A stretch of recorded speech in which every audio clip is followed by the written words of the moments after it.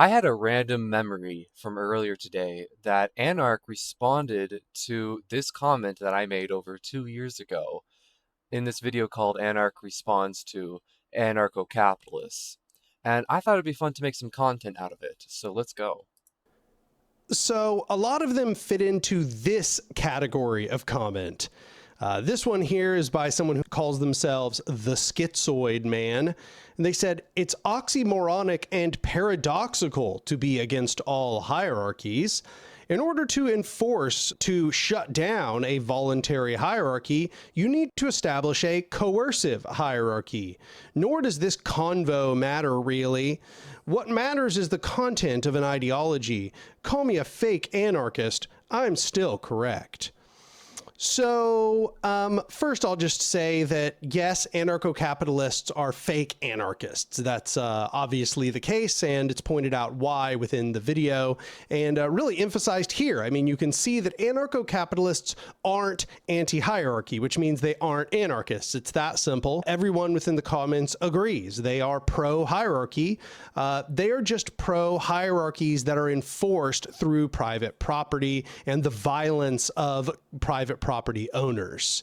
So they are in support of the coercion of the capitalist class, and they are happy to acquiesce to that form of coercion. However, what he's getting at here is something that we'll see recurring in a few of these comments. This concept that the difference between people, the difference in their abilities, the difference in their interests or specializations is itself a form of hierarchy. I mean, I literally never made such a claim. I never insinuated that at all. In fact, he's going to immediately contradict himself pretty soon here. Just give it a watch. That if people are different, they are ranked one above another in a sort of informal hierarchy. I don't support that. I never alluded to supporting that. He just assumes that. And they not only think that this is natural, aka they appeal to the naturalistic fallacy, but they also think it's good in some occasions. They think that you can actually consent to a hierarchy. However, I want to emphasize right off the bat that I'm not just talking about any old hierarchy. See, he's going to immediately contradict himself that you can appeal to some sort of voluntary hierarchy. The reason why I made this comment was because I'm operating within his own logic of how hierarchies work. Okay, we could have hierarchies which are largely harmless. For example, when you are engaging in sports, I use this metaphor a lot, you're obviously going to have a hierarchy of different teams that are performed in different ways, and that's like a voluntary hierarchy? Doesn't that sound like a voluntary hierarchy? Fine. Everybody has indeed consented to that hierarchy. But that's because that hierarchy is not enforced through deprivation, which is very different from capitalism. Oh my God. In capitalism, you are forced to take place in the hierarchies that have been. No, you have to be operating on our terms as anarcho-capitalists. When we're talking about capitalism, we're talking about the free market. And there is no coercion in the free market, of course. There is no initiation of coercion, otherwise known as aggression. It's kind of our whole shtick. It's kind of our whole thing. The non-aggression principle, hello? I mean, this guy is so idiotic. Set out. You cannot choose not to engage in one or another of the hierarchies of society. Yes, you can. It's called capitalism. It's called the free market. It's called voluntary association. You have the freedom to voluntarily associate. You have the freedom to voluntarily disassociate. This is the philosophy and the ideology that anarcho-capitalists advocate for, and as a large, anarchists advocate for. Except for this fucker, because he's just a fake anarchist. Capitalism is totalizing. So I should emphasize what I'm talking about here are hierarchical power structures. Hierarchical power structures are predicated on domination and authoritarianism. And that is to say, they're predicated on coercion, the use of violence, threat of violence, and deception.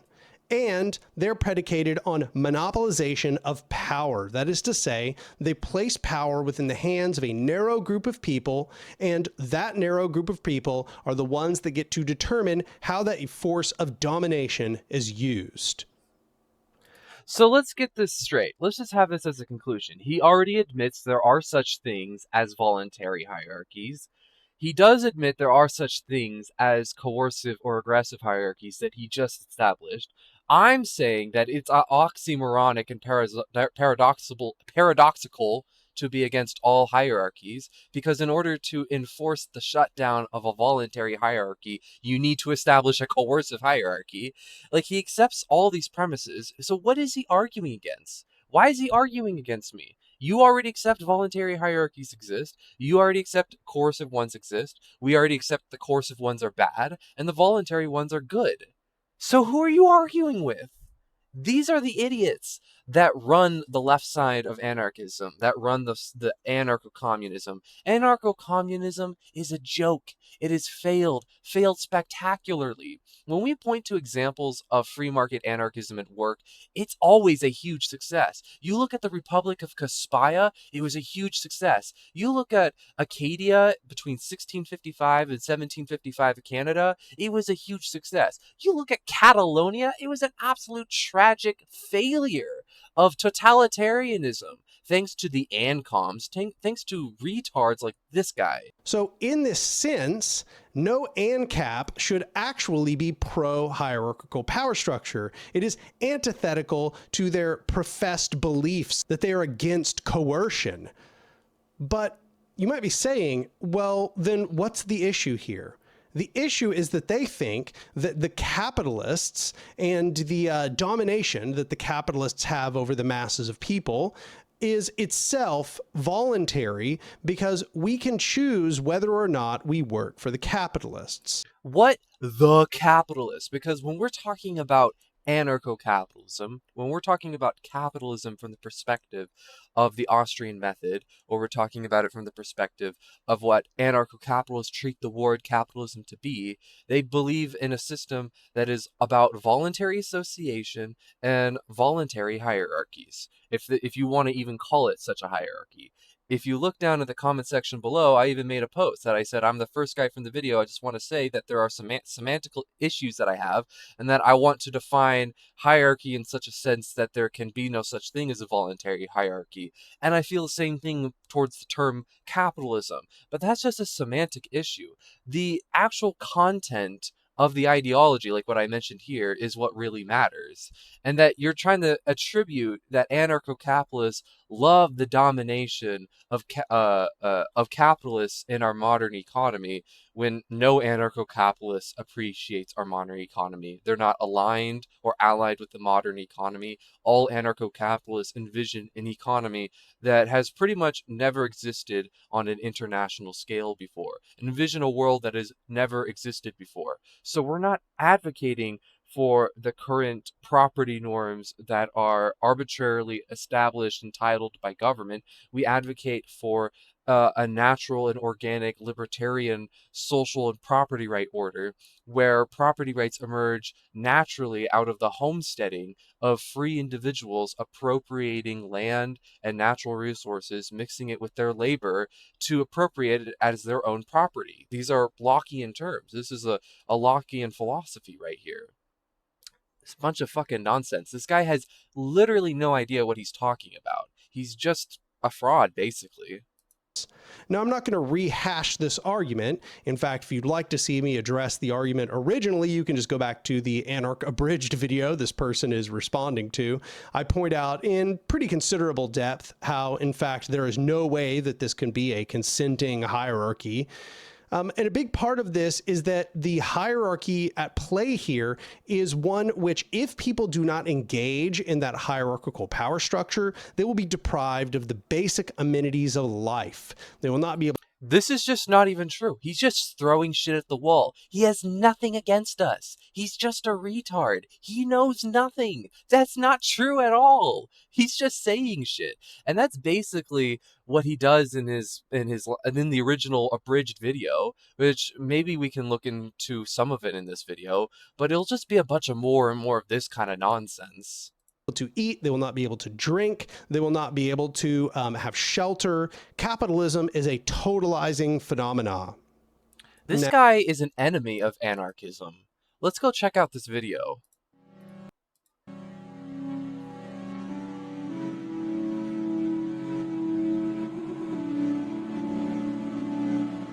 Look at this. Notice how we have two heroes of anarcho-capitalism, Lysander fucking Spooner and Josiah Warren. We're on the same team, you dumbass. We're on the same team. I'm reading those people too. I like Lysander Spooner and Josiah Warren. And for the record, they're market anarchists, not the dumb anarcho-communism. Anarcho capitalism is not anarchist. And maybe more broadly, how anarcho capitalism is infeasible. And even if it did succeed in doing what it claimed to do, it would actually lead to a sort of hellish dystopia.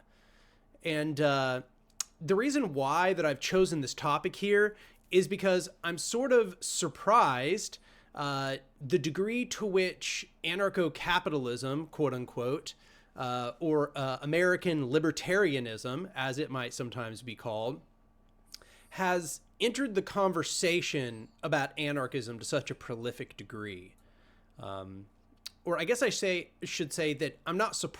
You know, he's opening it up like as if we just came about, when he's pointing to literally American anarchists in his own intro, Lysander Spooner and Josiah Warren. We've been here since the fucking beginning. Surprised because that's precisely what it was meant to do.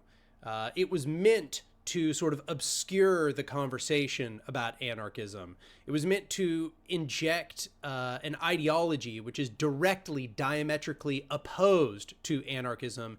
This is counter-revolutionary behavior because he is not in support of the market, which is totally oxymoronic. Anarcho-communism and the variants of anarcho-collectivism, while not necessarily invalid, and I'm not saying that they're not anarchists, it is self-contradictory because there is no such thing as anarchism without a free market. If you have anarchism in practice, you have the free market in practice. And so what is inconceivable, infeasible, and impossible are the anarcho-collectivist variations of anarchism. But anarchism originally, both as in a developed in the American tradition and the European tradition, has always been market anarchism. Anarcho-capitalism is an economic system essentially where capitalism does everything in society. So anything that would have been contained in, say, a commons or the state would then instead be privatized. Everything would become owned by private entities. And A unique aspect of anarcho-capitalism is that while it is not universal amongst all anarcho-capitalists, there is a great tendency towards the emphasis of exclusivity of ownership over resources. Now, to be an anarchist, you don't necessarily have to believe in the individualism theory of property rights, but a defining mark of anarcho-capitalism, while yet again I'll mention that not every anarcho-capitalist fully agrees with this, but a lot of them generally emphasize the individualism and exclusivity of ownership of property as opposed to forms of collective ownership. Now, here's my argument for why collective ownership is nonsense. Because the purpose of ownership is to designate who has the right to a resource in the case that a conflict over resources happen. If you and me have a conflict over some sort of resource, like if I want to wear a watch, a wrist watch that tells time on my wrist, and you want to wear that same watch on your wrist at the same time, we both can't do that at the same time. And if we had collective ownership over the watch, it would inevitably result in this conflict or contradiction where I want the watch on my wrist at the same time as you do. So one of us truly has to be the owner. One of us truly has the one that possesses the true right, meaning the final say over who gets to keep the watch. And that is the true nature of what ownership resolves. It resolves conflict. And the only logical and coherent concept of ownership that you can have is if it's only exclusionary, that is only belonging to one person. Now, this is a central debate amongst individualists versus collectivists of all sorts, and as a spectrum of in-betweens, because Not all the individualists will even adhere to this extreme exclusivity of ownership that I just laid out. But I do believe that this is the proper way to go for a theory of private property that anarchists should adopt.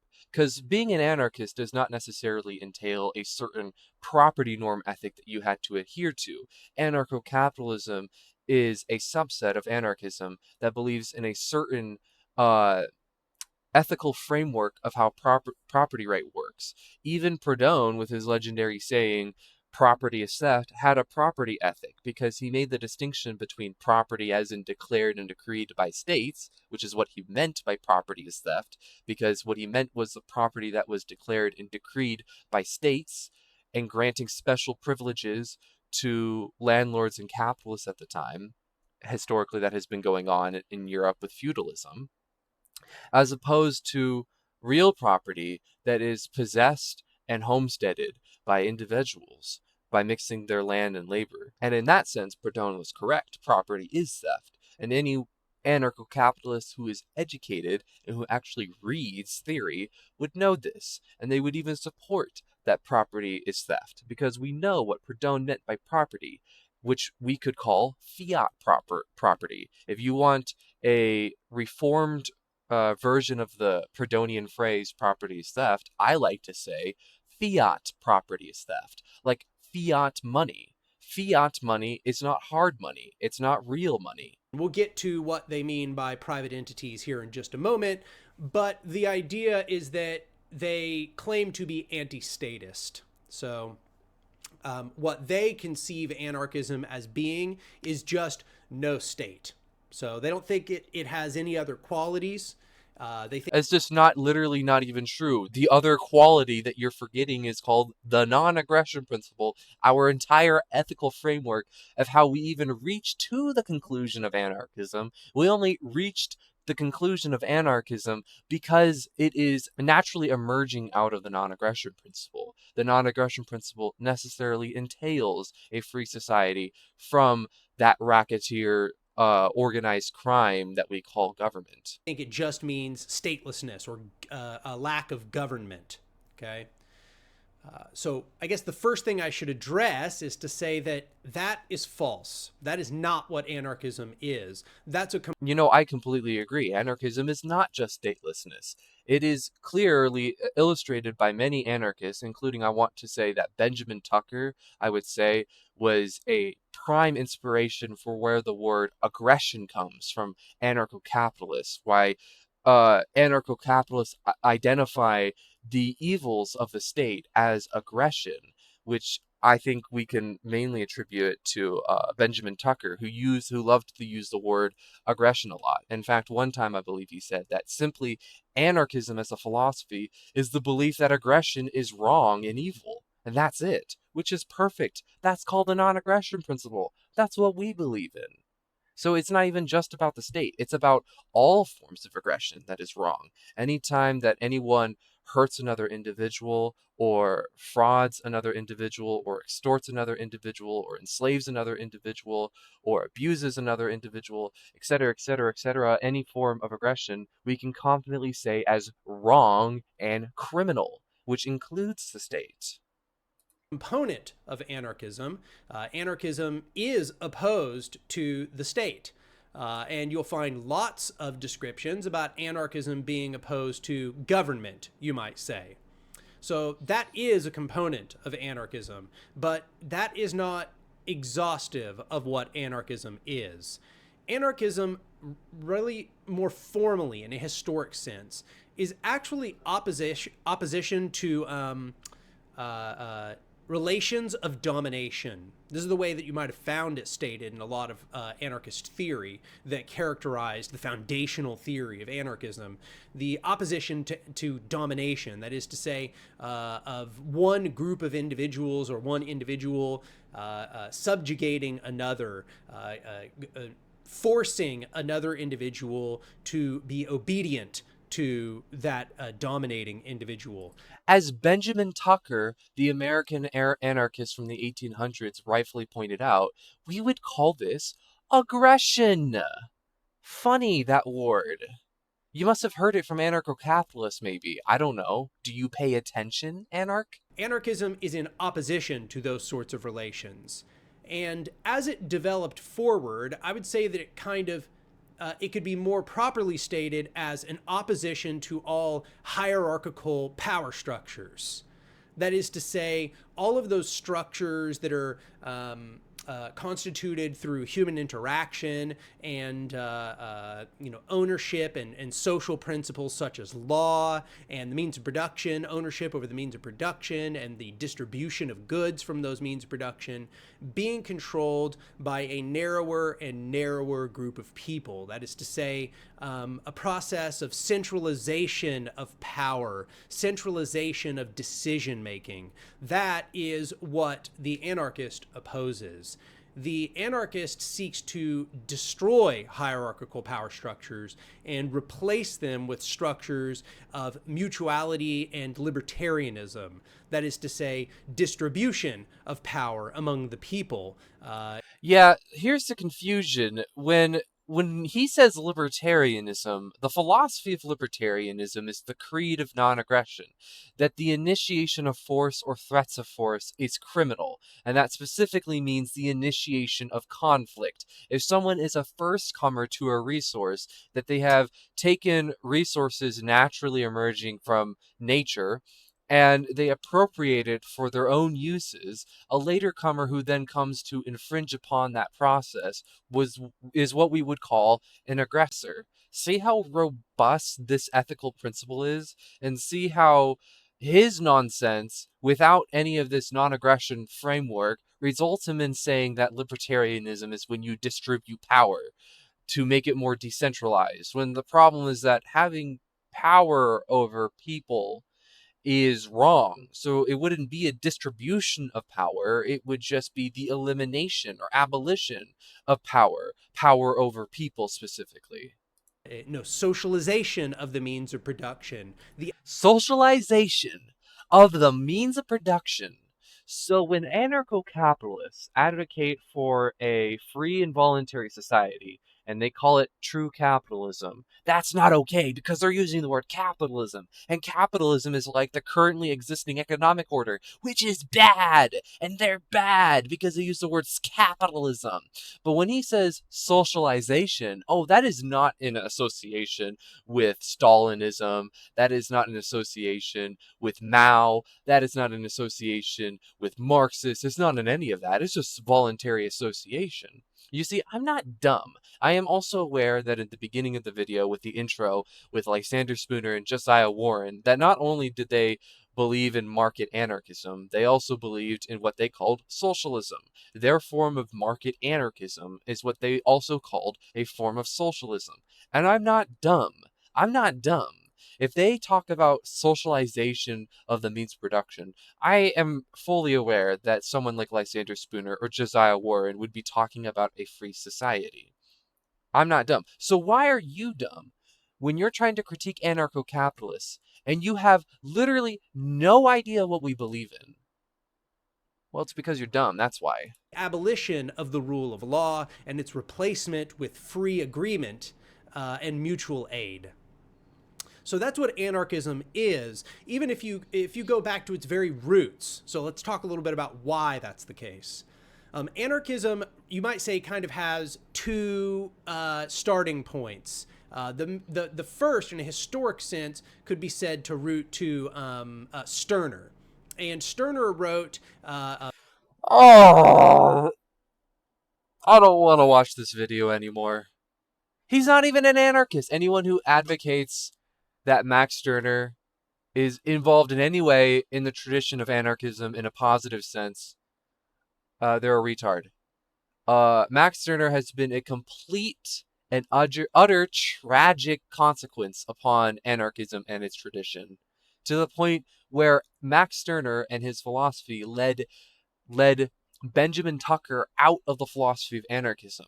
Benjamin Tucker abandoned the philosophy of anarchism all but in name because he adopted the Max Stirner framework of egoism, which is specifically called psychological egoism, which I actually do have a video about that subject if you want to check it out. Put it in the top right corner. Click the link. But Max Stirner's egoism completely removes any sense of moral realism. Anarchism is a moral realist philosophy, that there is something actually real and evil about the state. The state really is evil and morally criminal. You can't claim any of that under the philosophy of Max Stirner because it's moral anti realism. It's just a bunch of. This guy has no fucking idea what he's talking about. I'm done. I'm pissed off from this video. I don't even want to watch it anymore. I've watched this video in its entirety a few years ago, and I made my comment, and I left it at that. And you know what? I decided to dig up an old corpse for views and shit. Hey, subscribe and like the video, and comment down below what you think. Please engage with my video, make the numbers go up so that I can feel good. Thank you.